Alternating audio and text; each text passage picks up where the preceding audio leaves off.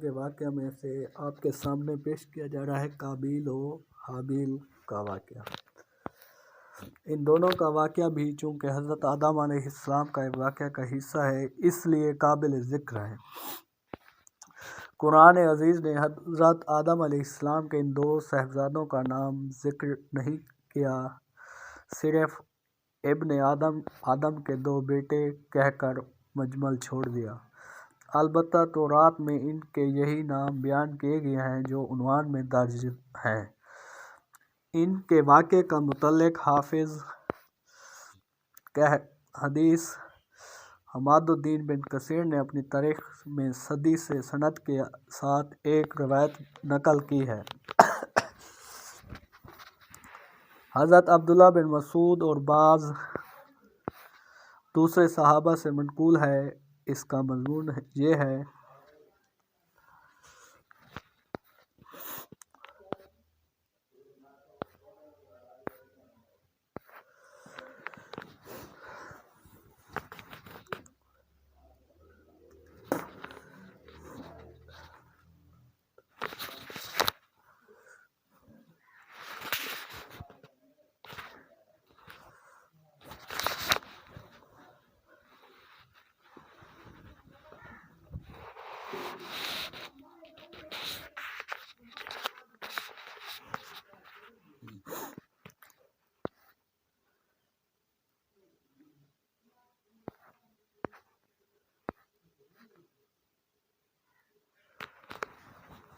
السلام علیکم ورحمۃ اللہ وبرکاتہ۔ قابیل و حابیل۔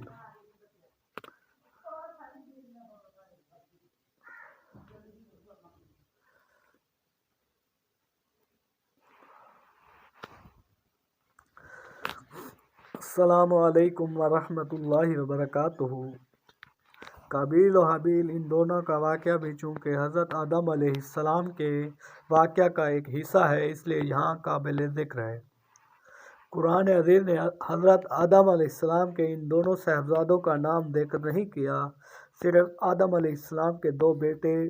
کہہ کر مجمل چھوڑ دیا۔ تورات میں ان کے یہی نام بیان کیے گئے ہیں جو عنوان میں درج ذیل ہیں۔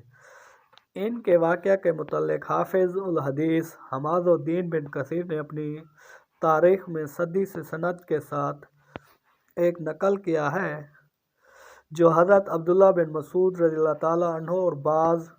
دوسرے صحابہ سے منقول ہے کہ اس کا مضمون یہ ہے: دنیا انسانی میں اضافے کے لیے حضرت آدم علیہ السلام کا یہ دستور تھا۔ حوا سلام اللہ علیہا سے قوام جنوں پیدا ہونے والے لڑکے اور لڑکی کا عقد دوسرے پیٹ سے ہونے والے دو بچوں کے ساتھ کر دیا کرتے تھے۔ اسی دستور کے مطابق قابیل اور حابیل کی شادی کا معاملہ پیش تھا۔ قابیل عمر میں بڑا تھا اور اس کی ہمشیر حابیل کی ہمشیر سے زیادہ حسین و خوبرو تھی، اس لیے قابیل کو یہ انتہائی ناگوار تھا کہ دستور کے مطابق حابیل کی ہمشیر سے اس کی شادی ہو اور حابیل کی اس کی ہمشیر سے۔ معاملے کو ختم کرنے کے لیے حضرت آدم علیہ السلام نے یہ فیصلہ فرمایا کہ دونوں اپنی اپنی قربانی حق تعالیٰ کی جانب میں پیش کریں، جس کی قربانی منظور ہو جائے وہی اپنے ارادہ کے پورا کر لینے کا مستحق ہے۔ جیسا کہ تورات سے معلوم ہوتا ہے، اس زمانے میں قربانی نذر کی قبولیت کا یہ الہامی دستور تھا۔ نذر و قربانی کی چیز کسی بلند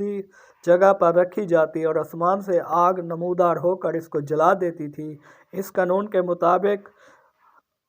حابیل نے اپنے ریوڑ میں سے ایک بہترین دمبا خدا کی نذر کیا اور قابیل نے اپنی کھیتوں کے غلہ میں سے روئی قسم کا غلہ قربانی کے لیے پیش کیا۔ دونوں کی حسن نیت اور نیت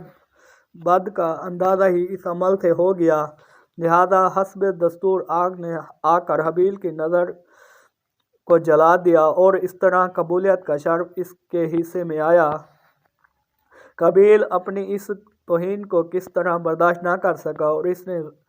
غیظ و غضب میں آ کر حابیل سے کہا کہ میں تجھ کو قتل کیے بغیر نہ چھوڑوں گا تاکہ تو اپنی مراد کو نہ پہنچ سکے۔ حابیل نے جواب دیا، میں تو کسی طرح تجھ پر ہاتھ نہیں اٹھاؤں گا، باقی تیری جو مرضی آئے کر لے۔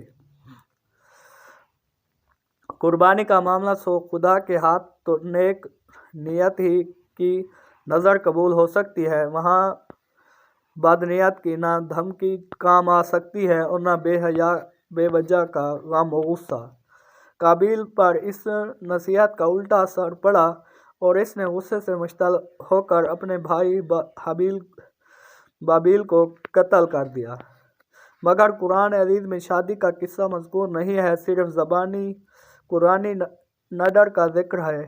اور اس روایت سے زیادہ حابیل کی نعش کے دفن کا متعلق یہ اضافہ ہے۔ قتل کے بعد قابیل حیران تھا کہ اس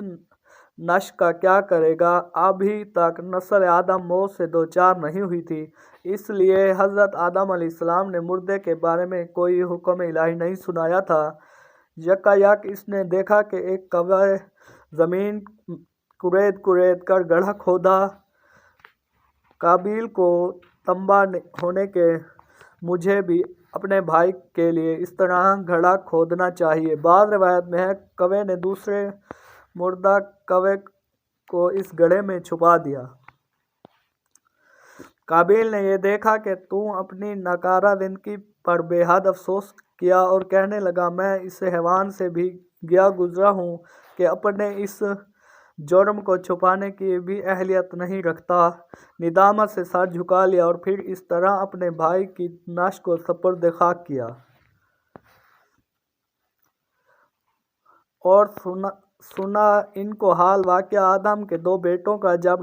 نظر کی دونوں نے کچھ نظر مقبول ہوئی اور ایک اور کی نامقبول ہوئی، دوسرے کی کہا میں تجھ کو مار ڈالوں گا، وہ بولا اللہ قبول کرتا ہے پرہیزگاروں سے، اگر تو ہاتھ چلائے گا مجھ پر میں مارنے کو، نہ ہاتھ چلاؤں گا تجھ پر مارنے کو، میں ڈرتا ہوں اللہ سے جو پروردگار ہے سب جہاں کا، میں چاہتا ہوں کہ اس اقدام پر تو میرا گناہ بھی حاصل کر لے اور اپنا گناہ بھی، پھر ہو جائے تو دوزخ والوں میں سے، اور یہی سزا ہے ظالموں کی۔ پس اس کو راضی کیا، اس کے نفس نے خون پر اپنے بھائی کے، پھر اس کو مار ڈالا، سو ہو گیا نقصان اٹھانے والوں میں۔ پھر بھیجا اللہ تعالیٰ نے ایک کوہ جو کریدتا تھا زمین کو تاکہ اس کو دکھلا دے، کسی طرح چھپاتا ہے لاش اپنے بھائی کی، بولا اے افسوس مجھ سے تو اتنا بھی نہ ہو سکا کہ اس کوے جیسا ہی ہوتا کہ چھپا لیتا لاش اپنے بھائی کی، پھر لگا پچھتانے۔ اسی سبب سے لکھا ہے کہ ہم نے بنی اسرائیل پر کہ جو کوئی قتل کرے ایک جان کو بلا عوض جان کے یا بے غرض فساد کرنے کے ملک میں، تو قتل گویا کر ڈالے ان سب لوگوں کو، اور جس نے زندہ رکھا ایک جان کو تو گویا زندہ کر دیا سب لوگوں کو۔ امام احمد نے اپنی مسند میں حضرت عبداللہ بن مسعود سے روایت کیا ہے، رسول اللہ صلی اللہ علیہ وسلم نے فرمایا کہ دنیا میں جب بھی کوئی ظلم سے قتل ہوتا ہے